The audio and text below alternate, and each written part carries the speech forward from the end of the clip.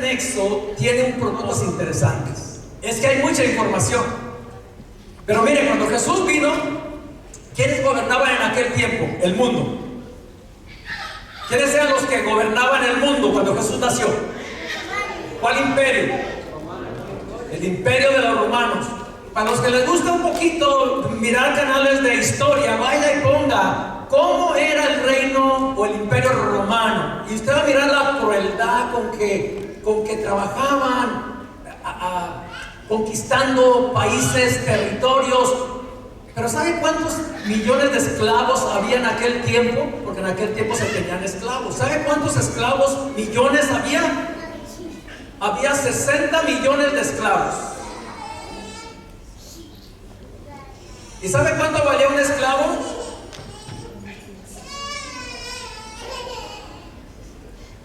¿Sabe cómo eran considerados los esclavos? Eran considerados una herramienta solamente de trabajo. Así que si usted tiene una herramienta de trabajo en su casa, en su cocina, en algún lugar, una herramienta, y cuando esa herramienta se daña, ¿qué hace usted? ¿Llora por ella? ¿Le importa mucho que se dañó? ¿Puede comprar otra? Así eran los esclavos. Se dañó uno. Lo tiraban a un lado. Se estaba muriendo, todavía no está muerto. Déjalo que se muera. Eran menospreciados, eran maltratados. El esclavo no tenía derecho a casarse y formar una familia. Podía tener hijos, pero para el amo. Así era la vida de un esclavo.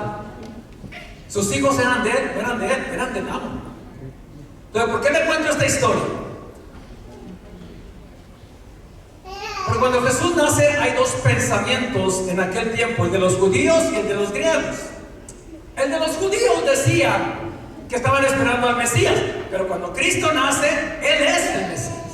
¿Pero por qué no lo reconocen? Por la siguiente razón: ellos querían un Mesías poderoso, un Mesías que los viniera a libertar. Ellos creían que tenía que ser un rey, alguien poderoso. Pero cuando nace Jesús, ¿dónde nació Jesús? En un pesebre. ¿En dónde vivía? En Nazaret. Y alguien dijo: ¿acaso de Nazaret puede salir algo de bueno?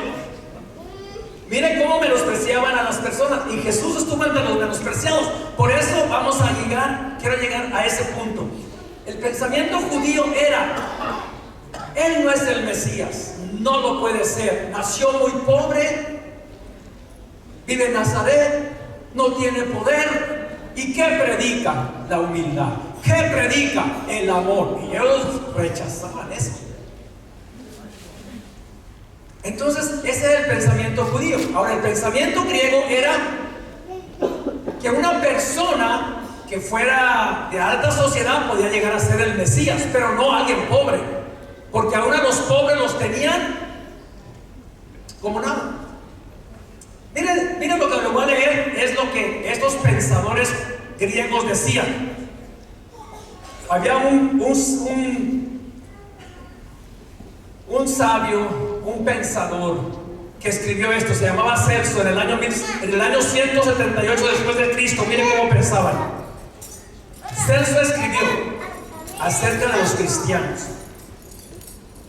Se burlaba, mofándose, decía: que no se acerque por aquí ninguna persona culta, inteligente o sensata, porque esos huelen a diablo. O sea, él decía que ningún sabio se acercara a los cristianos, porque los cristianos eran tan bajos que una persona inteligente, decía él, huele a diablo.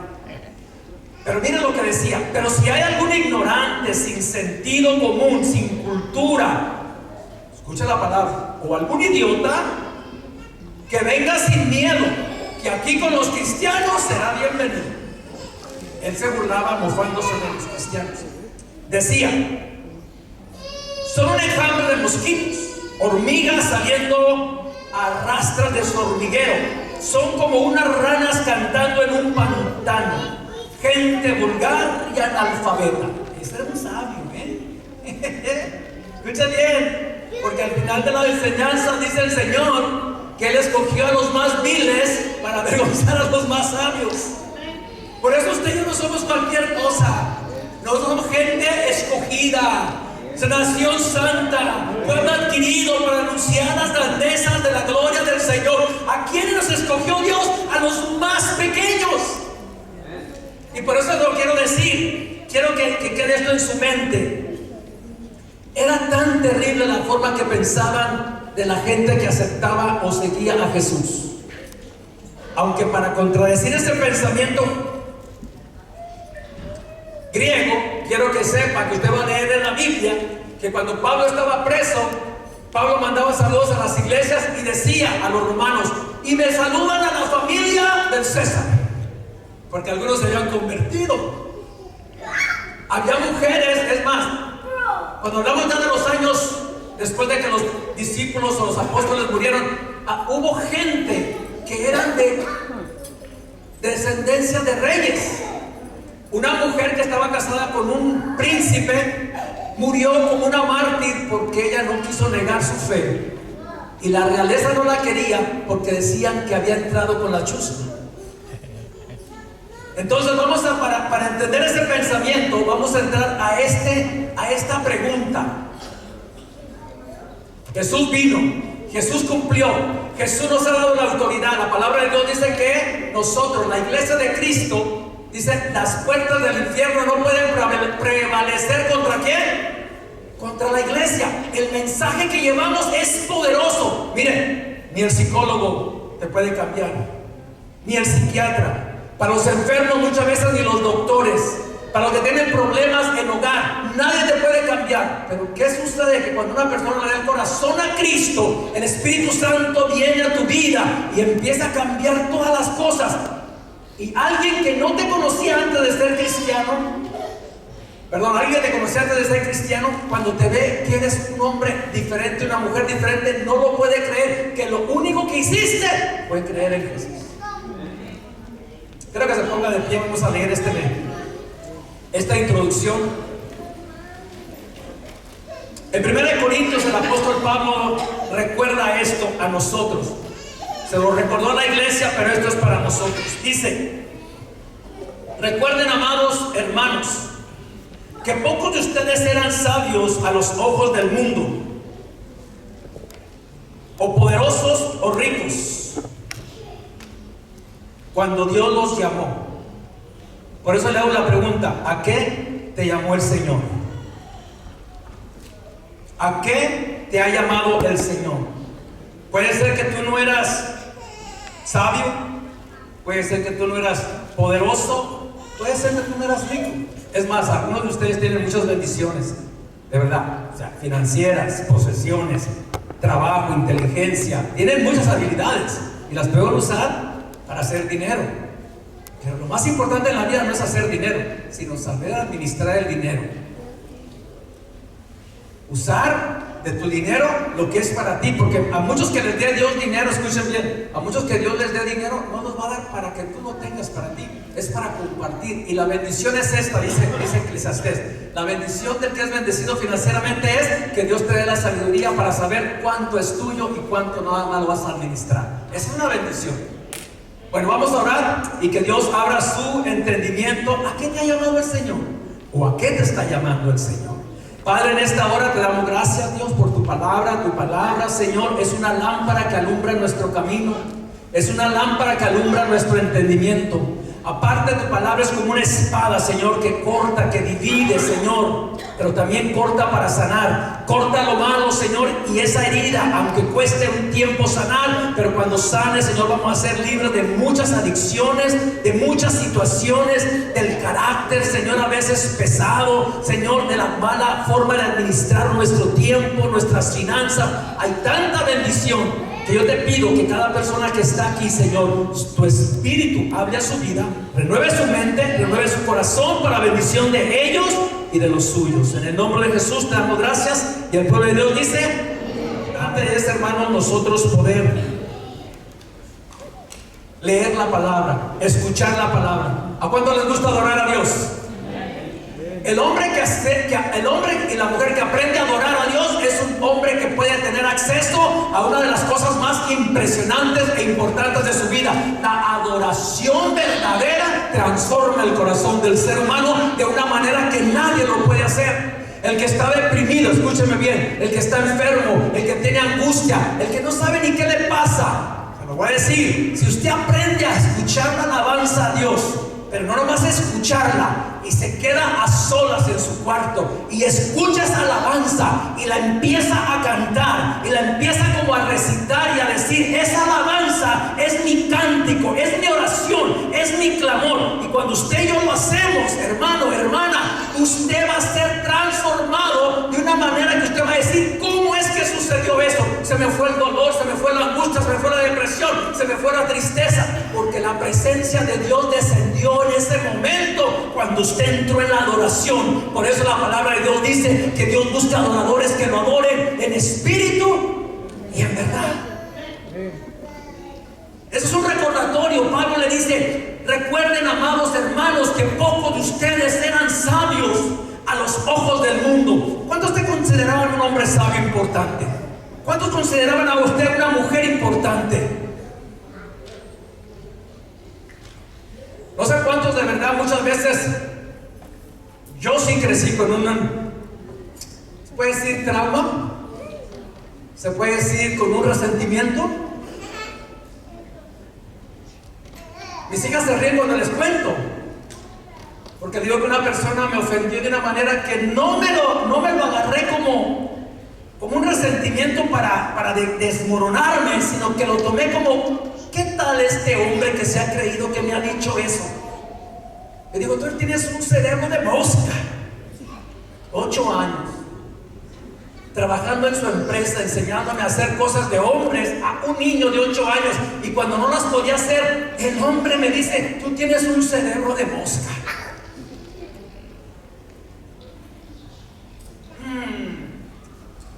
Me quedé así como que, ¿a cuánto le gusta esa frase o ese título?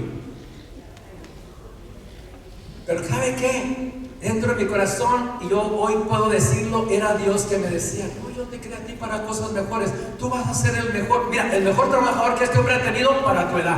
Porque yo consideraba eso, este hombre me está maltratando de una manera, yo tengo apenas 8 años.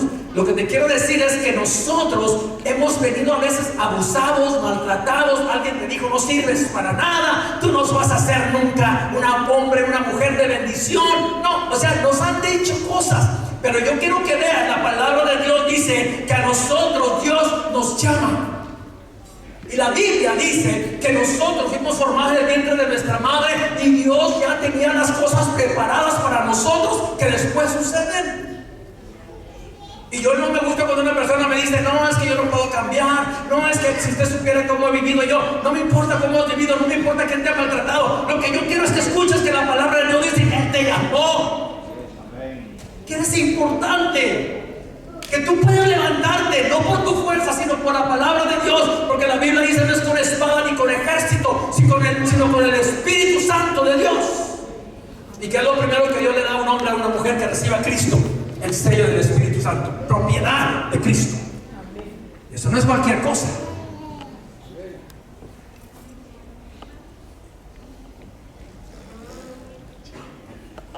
¿Por qué Dios escoge a gente humilde? ¿Por qué Dios llama a niños a veces, a jóvenes? Porque Daniel, Josué, Cedrán, Mexán y Abednego, 17, 18 años, a María, 13, 16 años, a jóvenes. ¿Por qué Dios los llama? José, David. ¿Por qué?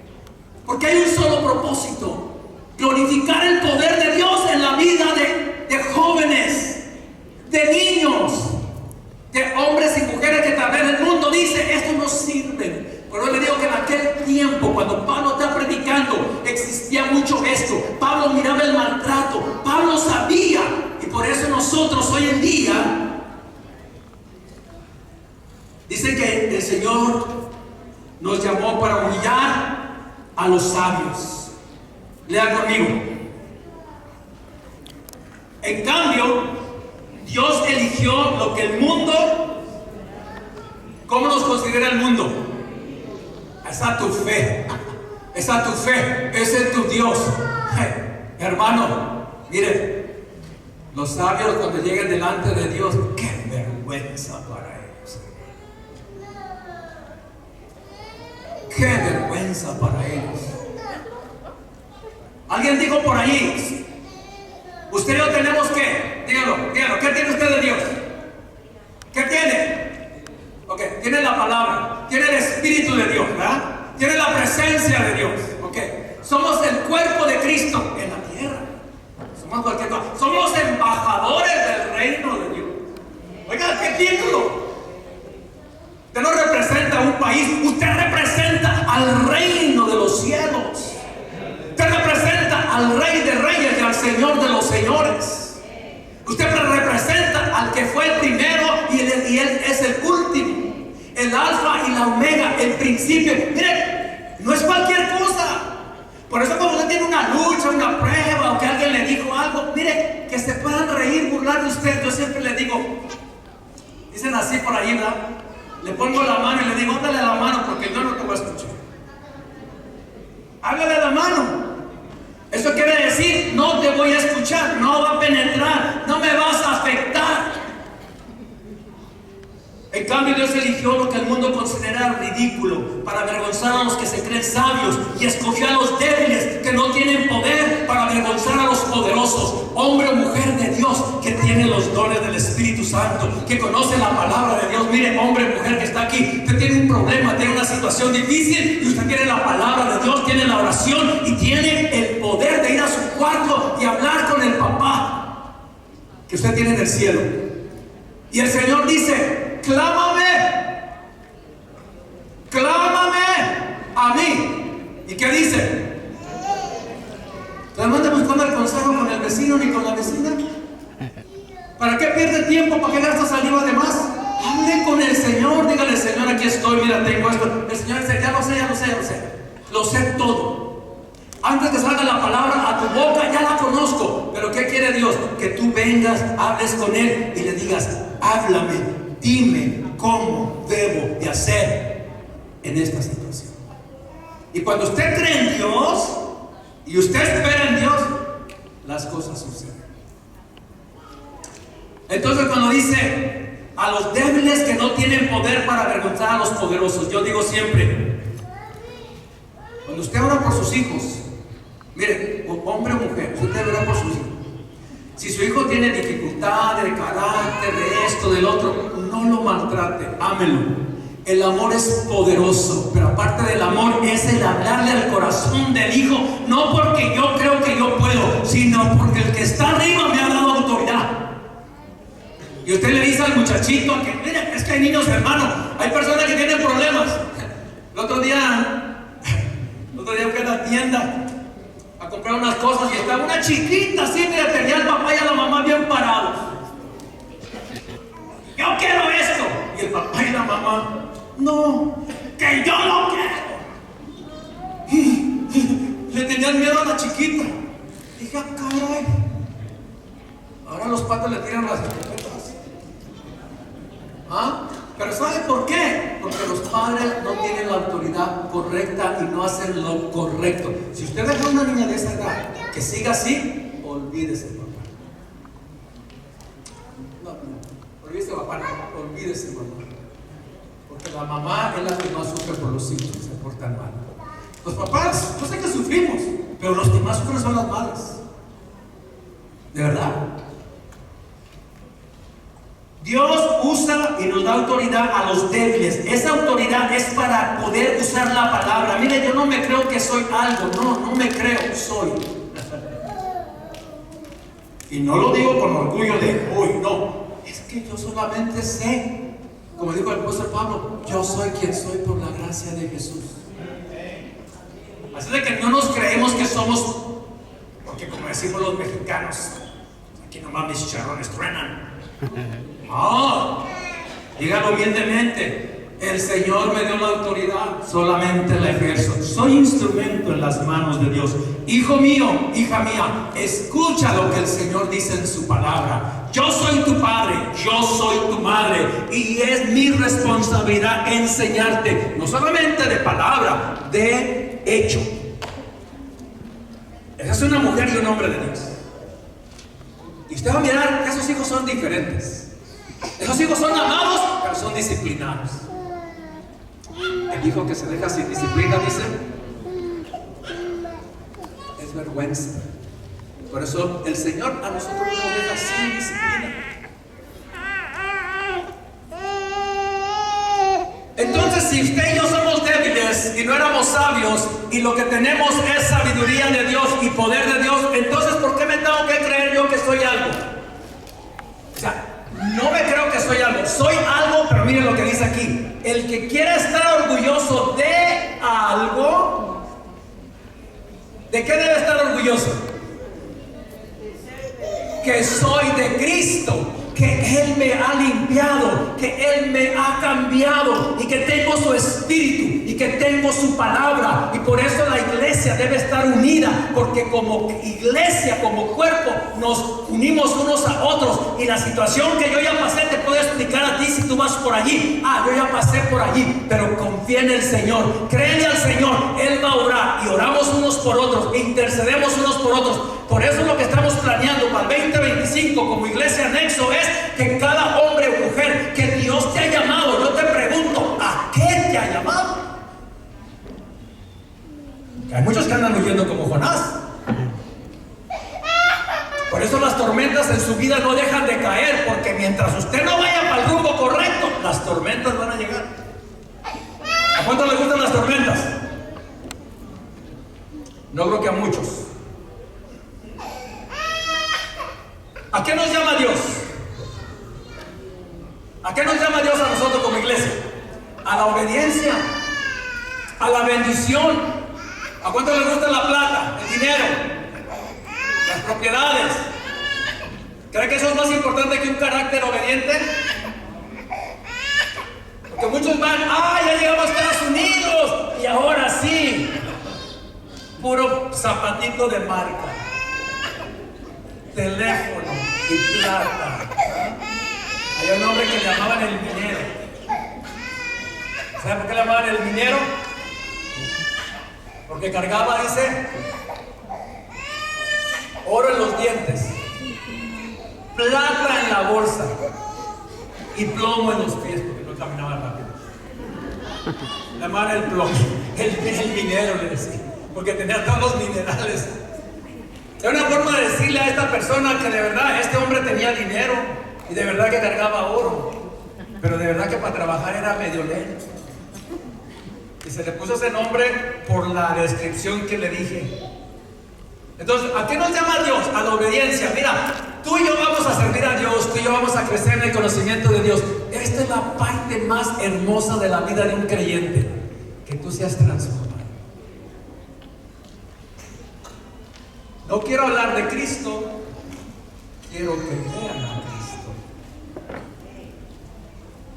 Alguien dijo por allí, un hermano bien espiritual dijo: hermano, cuando veas algo bueno en mí, no soy yo, ese es Cristo. Cuando veas algo malo en mí, hermano, ese no es Cristo, ese soy yo. Sí, porque a veces el ser humano todavía cojea. Por eso nosotros los creyentes, las parejas, mire, yo hablo siempre de las familias, porque yo siempre lo he dicho: ¿quiere usted conocer a alguien que es cristiano de verdad? Su familia lo refleja. La familia refleja el trato, el amor, el cuidado, el carácter, se refleja. Entonces, hermano, tratemos de ser cada día más como Cristo. ¿A qué nos llamó el Señor entonces? A la obediencia. Miremos esto. Dios escogió lo despreciado por el mundo, lo que es considerado como...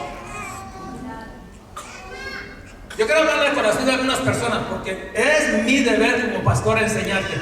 Hay personas que se sienten menospreciadas, hay personas que se sienten que no pueden hablar, hay personas que se sienten que mejor me callo, o sea, me quedo callado porque no tengo derecho, me siento que de nada vale mi palabra. O sea, se han quedado de verdad como que no pueden. Pero Cristo, con la autoridad de Dios, te dice: sí puedes, porque tienes valor. Ese valor nos lo da Cristo al morir en la cruz. Y por eso Él dice: a muchos de nosotros nos pueden haber marcado, nos pueden haber herido, pero Cristo viene a libertarnos de todas esas cosas. Aquí no debe haber ningún joven, ningún adolescente, ninguna persona que se pueda sentir así y creer que no hay esperanza. La esperanza está en Jesús. Dios escogió lo despreciado por el mundo, lo que se consideraba como nada, y lo usó para convertir en nada lo que el mundo consideraba importante. Yo me alegro por nuestros jóvenes, por nuestros niños, y yo le digo a los padres, este año 2025 tenemos que trabajar unidos, tenemos que armar esos grupos por casa. La enseñanza, mire, usted piensa que sus niños no están aprendiendo cuando usted está escuchando un estudio, pero los niños todo lo escuchan, los niños están aprendiendo.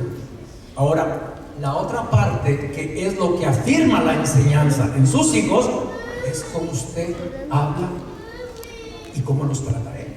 Por eso es importante la enseñanza por los hogares. Por eso queremos trabajar con nuestros niños, nuestros adolescentes, nuestros jóvenes. La iglesia tiene que ir reforzando nuestras generaciones. Los niños merecen ver, escucha bien, el adulto ya vivió su vida, ya cometió muchos errores. Nuestros jóvenes están a punto de seguir ese mismo patrón si no hay una enseñanza correcta. Y nuestros adolescentes aún, hermano, está más difícil, porque la enseñanza de hoy en día en las iglesias, en las escuelas, hermano, de verdad, hay papás, si usted no revisa las notas o la mochila o las amistades o los teléfonos, hay papás si tú no lo revisas, hay papás si tú no tienes conexión con tus hijos, buena conexión.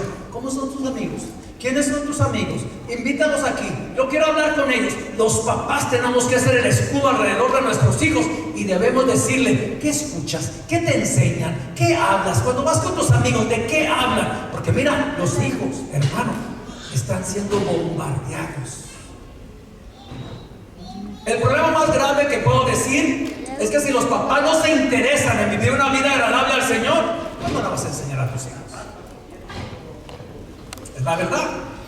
La palabra de Dios es la esperanza para nuestra sociedad, para un mundo mejor. ¿Queremos un mundo mejor para nuestros hijos? Tenemos que comenzar ya. Enseñarle al niño, enseñarle a los adolescentes, escucharlos, hablar con ellos. Es muy importante que los varones con los hombres, las mujeres con las jovencitas, hablen de lo que viene más adelante para ellos, hermano, porque ya lo están viviendo. Te lo digo, muchas jovencitas ya están viviendo etapas que usted y yo ni nos imaginamos cuando éramos jóvenes.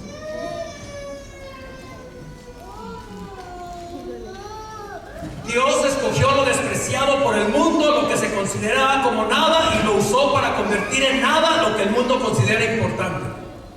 Hoy en día, en la iglesia hablamos de que un hombre o una mujer debe consagrarse y guardarse antes de tener una relación íntima con su pareja, antes del matrimonio.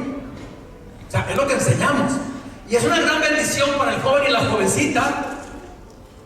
Pero si nosotros los padres no hablamos, no enseñamos, no cuidamos, ahora nuestros jóvenes, va a llegar el momento en que tú vas a tener ese derecho y esa bonita bendición de estar con tu compañero o con tu compañera bajo la bendición de Dios.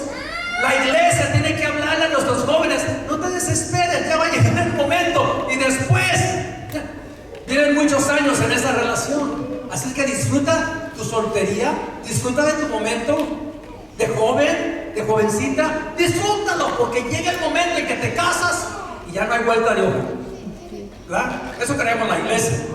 En el mundo es: si no te gusta y no te va bien, pues abandona. Pero así van cayendo de uno en otro. Esa no es la enseñanza bíblica, esto no es lo que enseñamos, y la iglesia es responsable de enseñar a nuestros jóvenes. Versículo 29 dice: como resultado, nadie puede jamás jactarse en la presencia de Dios. Si Dios nos rescata, hermano, Dios nos rescata de una vida que no sabíamos vivirla. Teníamos problemas. ¿Cuántos anduvimos practicando lo malo? No quiero decir qué cosas. Simplemente, ¿cuántos practicábamos lo malo? No me levante la mano, nomás diga sí o no. ¿Cuántos tenían una boquita que para qué te digo? ¿Verdad? O sea, hablaban de cada 3, 4 palabras una buena. ¿Cuántos tenían un carácter que se parecía más a don Satanás que a Jesús? ¿Ah? ¿Cuántos se sentían orgullosos de hablar pestes, de hablar cosas. ¿Cuántos? No, de verdad, porque yo tenía unos amigos, es más, bueno, voy a quedar nomás con los amigos, no voy a llegar a la familia. Yo tenía unos amigos que eran hermanos y entre ellos se maltrataban hablando de su madre. Y eran hermanos.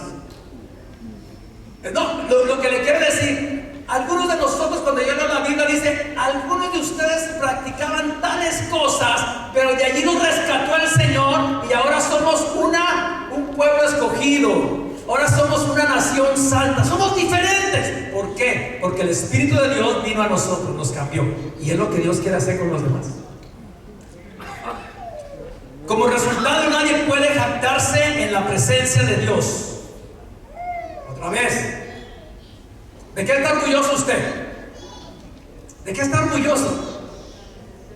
Mire, yo puedo decir de mi vida que cuando yo vine al Señor, yo tenía unas costumbres muy malas y que de verdad pensé que no iba a poder cambiar. Yo pensé que a lo mejor nomás era una emoción, pero pude ver la mano de Dios que año a año la práctica, ¿qué dice? La práctica hace, ¿verdad? La práctica nos hace maestros. Platicaba por ahí con algunas personas y cuando yo estaba más joven, siempre preguntamos, ¿a qué te llamó el Señor a ti? Entre los jóvenes en la iglesia. Yo a cantar. No, pues yo voy a ser maestro. No, o sea, casi nadie decíamos pastor. Y yo sí decía, yo no quiero ser pastor, lo confesaba. Yo no quiero ser pastor, pero yo sí quiero ser un predicador. Y de eso me dediqué a estudiar. Ahora, ¿cuándo comenzó el Señor conmigo? A mis 18 años.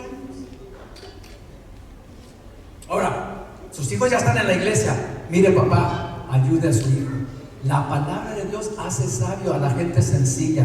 Mire, nuestros niños, se lo digo para orgullo de usted y de la iglesia y de Cristo. Nuestros niños que conocen la palabra de Dios son bien diferentes a los que no conocen a Cristo.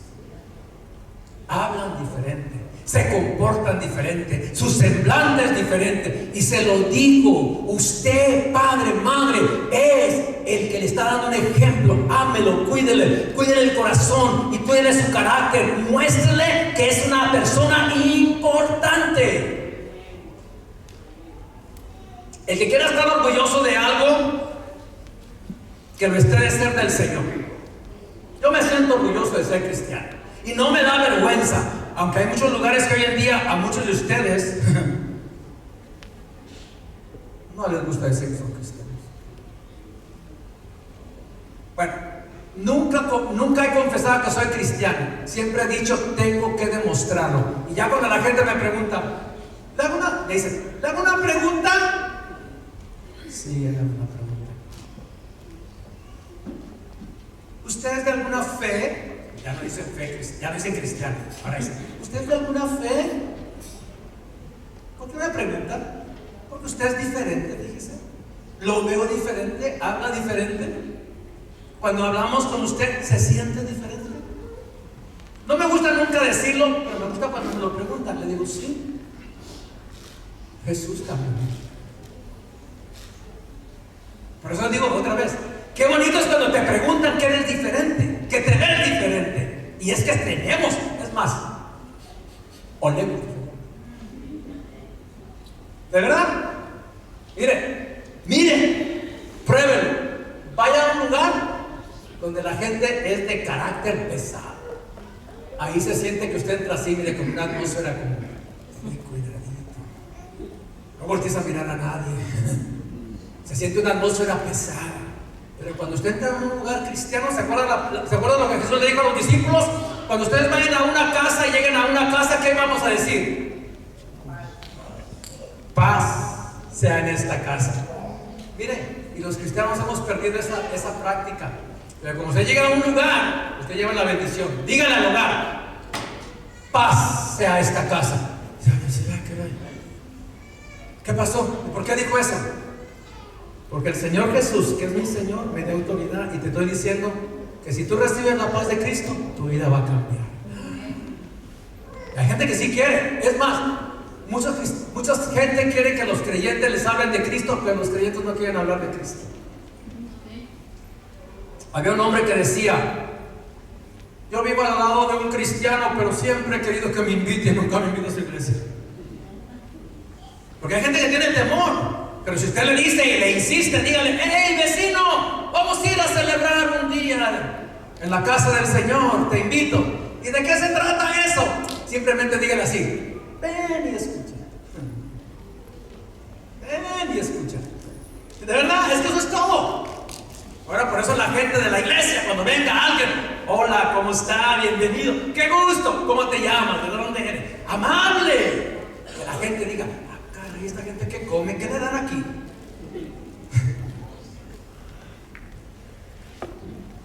Dios cumple sus planes. Si Dios te llamó a algo y te lo ha dado, te dio el Espíritu Santo, te dio dones, te dio talentos, tienes habilidades, Dios las va a usar para desarrollarte, para crecer, para que seas un hombre o una mujer completa. Sin Cristo, incompleto. Con Cristo, con los dones de Dios, hermano, qué gozo y qué alegría. Vas caminando por allí. ¿Has visto a los cristianos que son felices? ¿Has visto a los cristianos que son felices? Hay cristianos muy felices. Qué callados están. ¿Están tristes porque se va a acabar el año? O sea, están muy callados. Ya tienen sueño. Mire, los que no están en la iglesia están brincando y saltando, y sueño no les va a dar ni mañana. Y nosotros estamos aquí como que: ay, ya me quiero ir. Y se va a ir, no se va a dormir. Hermano, el Señor cumple sus promesas. Si el Señor te llamó para algo, y te lo digo, gózate, alégrate. Lo que yo le quiero decir, cuando usted mira a un creyente que es feliz, alegre, gozoso, hermano, usted le da gusto estar con esa persona. Qué alegría es estar con alguien que tiene esa fe, esa confianza, y que dice: sí, no he sido el perfecto, no he sido el que me las sé todas, pero la gracia del Señor me ha ayudado, me ha levantado cuando me he caído. El Señor ha estado allí, porque esa es la promesa de Dios. 7 veces cae el justo, ¿y qué dice? Y de todas ellas la levantará el Señor. Dios cumple sus promesas. Miren lo que Dios hizo con nosotros. Quiero que lo lean. Dios nos ha unido a ustedes con Cristo Jesús. ¿Con quién nos unió? ¿Quiénes éramos? Lo despreciado, lo vil, lo que nadie quería. ¿A quién nos unió? A Cristo. ¿Quién es Cristo? El principio y el fin. El Cordero de Dios, el que estuvo muerto, mas ahora Él vive por los siglos de los siglos. El que está sentado a la diestra del Padre, y que hace allá, intercediendo por nosotros. Clámame, hijo, clámame. Cuando tengas un problema, clámame. Yo aquí estoy a la derecha del Padre. Yo intercedo por ti para que te vaya bien. Cualquier problema, cualquier situación, no te preocupes. Una llamadita para arriba. Yo te di Wi-Fi gratis, el Espíritu Santo. No te cobra nada, hijo. No tienes que estar allí. La presencia del Espíritu Santo te dice lo que tienes que hacer. Todo cristiano sabe lo que tiene que hacer en un momento difícil: buscar al Señor. Dios nos ha unido a ustedes con Cristo Jesús. Dios hizo que Él, Jesús, fuera sabiduría misma para nuestro beneficio. Cristo nos hizo justos ante Dios, nos hizo puros y santos. ¿Y qué más? ¿Qué más? Díganlo. ¿Cuántos han sentido que ha hecho algo malo y que usted se la debe a Dios? ¿Cuántos sienten a veces? Yo he hecho esto. Yo he hecho lo otro. Aquí, el que es libre del pecado, aunque lo cometió, pero ya no tiene deuda. El que no ha pedido perdón a Cristo y no ha dejado entrar a Cristo al corazón, tiene deuda. Por eso es que decimos: la libertad del pecador está en recibir a Jesús. Al momento que usted confiesa sus pecados y dice: sí, Señor, tú moriste por mí en la cruz, por mis pecados, tú pagaste el precio por mí, entonces hoy vengo a ti, te entrego mi vida, reconozco que necesito un cambio. Y cuando usted le da el corazón al Señor, en este mismo instante dice la palabra de Dios que somos justificados, que somos perdonados, que el que está en Cristo es una nueva criatura. He aquí, todas las cosas viejas pasaron, una nueva vida. Somos como un bebé.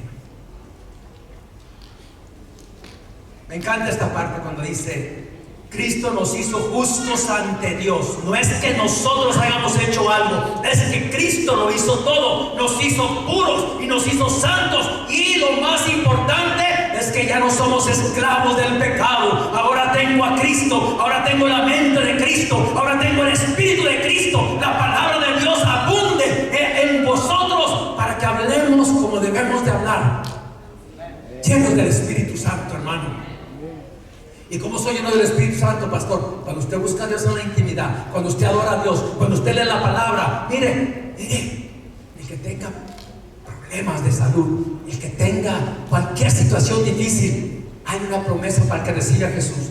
Usted va a lo íntimo de su cuarto, usted ora al Señor, usted intercede ante Dios, y la palabra de Dios dice que lo que Dios debe hacer en secreto, Él te va a recompensar en público. Y por eso el cristiano, hermano, el cristiano que es un adorador, el cristiano que es un hombre, una mujer de oración, es diferente. Ya no es esclavo. Por lo tanto, como dicen las Escrituras, si alguien quiere jactarse, que se jacte en el Señor. Soy un siervo de Dios por su misericordia. Soy un hijo de Dios porque Jesús murió en la cruz, porque Él con su sangre limpió mis pecados. Por su justicia he sido justificado. Nada era mío, todo era de Él, pero Él me lo dio. El justo se dio por los injustos, para que nosotros hoy seamos justificados y vistos delante de Dios como que nunca hemos estado. ¿No es esto hermoso? Usted es un hombre, una mujer de Dios. Si usted no le da su corazón al Señor, déle el corazón al Señor y verá su vida cambiar y transformar, su hogar, sus hijos. Oye, hermano, tus hijos te lo van a agradecer. Van a ver un hombre y una mujer cambiada, transformada. Voy a invitar al grupo de alabanza que pase. Amén. Queremos continuar con esto. Es un tiempo de adorar a Dios. Habrá alguien aquí, incline su rostro. Habrá alguien aquí que no le ha dado su corazón a Jesús, y que en esta noche usted dice: ¿sabes qué? Yo quiero a Jesús. Yo quiero esa justicia. Yo quiero esa pureza. Yo quiero ser libre del pecado. Habrá alguien, porque este es tu momento. Te lo digo, nunca más vas a ser la misma persona.